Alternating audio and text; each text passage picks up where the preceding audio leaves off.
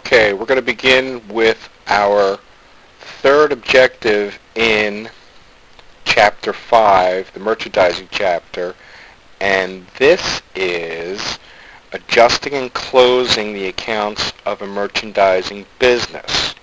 Now, before we can close the accounts of a merchandising business, obviously we need to have made adjusting journal entries like we talked about in Chapter 4. Adjusting for the prepaids, adjusting for the depreciation, adjusting for revenue that's been accrued but not yet billed, revenue that was unearned and now is earned, as well as accrued expenses. The only additional adjusting entry you would see for a merchandising operation is adjusting the inventory at the end of the period. All companies that have inventory and follow generally accepted accounting principles need to do a physical count of their inventory at least once per year. So that's when you're in a store, say like Home Depot or Lowe's or something, and the aisle's closed off and it says it's closed for inventory. The people are physically counting every piece of merchandise in the store. So after the physical count of the inventory is complete, they compare the amount on the financial statements for inventory. And if there's a difference, it's adjusted through cost of goods sold and the inventory account. So if the physical count is less than the amount on the books, you've got inventory shrinkage. What will you do? Okay? If the inventory physically on hand is less than on the books of the company, you're going to debit the cost of goods sold and credit the inventory. Okay? We're adjusting the books and records to match what we physically have on hand. That makes sense. It doesn't make sense if we've got $100,000 worth of merchandise in our physical warehouse and the books only say there's $95,000, we don't throw out $5,000 worth of merchandise. Okay, we adjust the records. So in the case where we have more inventory on the books than what we physically have on hand, we debit the cost of goods sold and we credit the inventory. Mr. Cunningham, what if we have more inventory on hand than what we actually have in our physical records? You would do just the opposite. You would debit the inventory and credit the cost of goods sold. So that's the two accounts you use to account for inventory shrinkage. Slide 35 takes us to ch5 on page 285. I'll wait for you to turn to that page right now. 285, ch5-8.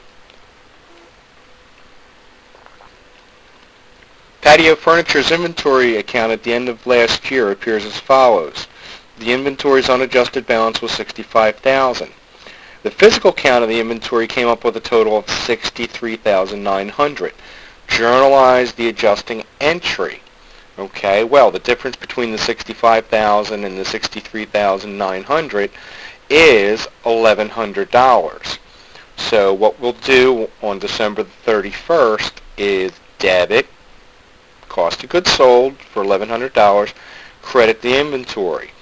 And the explanation would be to adjust for inventory shrinkage. Okay? So that's the one unique adjusting entry we have for a merchandising concern. Moving on to slide 36, the closing entries. Very similar to what we talked about in Chapter 4. We close all the income statement accounts with credit balances to income summary.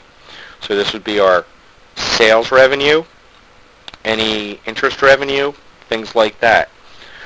Step 2 is we'll close all income statement accounts that have debit balances to the income summary. So that would be our expenses. But wait a minute. We have the sales returns and allowances sales returns and allowances, as well as the sales discounts which have debit balances. Remember, there are contra revenue accounts. So we'll close those contra revenue accounts at the same time we close the expense accounts. Step number 3 is close the income summary to the capital.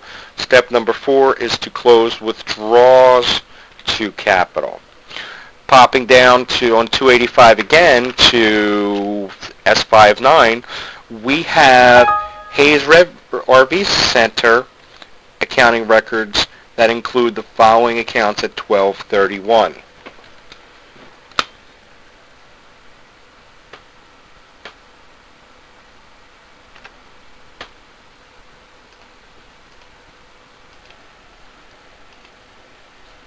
Okay, back again. Sorry about that. So, S59, we have the Hayes RV Center, and they want us to journalize the closing entries for the business at 12/31. Okay, so first item on the list, revenues. Okay, so sales revenue was $700,000. We're going to debit the sales revenue, credit the income summary, $700,000. Okay, what we're going to do is we're going to add up all of our debit balances from the income statement, add them up, and come up with a total debit for income summary. We're going to take the cost of goods sold, the rent expense, the depreciation expense, the sales discounts, come up with $424,000. We'll debit income summary for $424,000 and credit those 4 accounts: cost of goods sold, rent, depreciation, and sales discounts. Next, we'll find the balance of income summary. With the $700,000 credit and the $424,000 debit, we've got a remaining balance in there of $276,000. We'll debit the income summary and close it to J. Hayes Capital.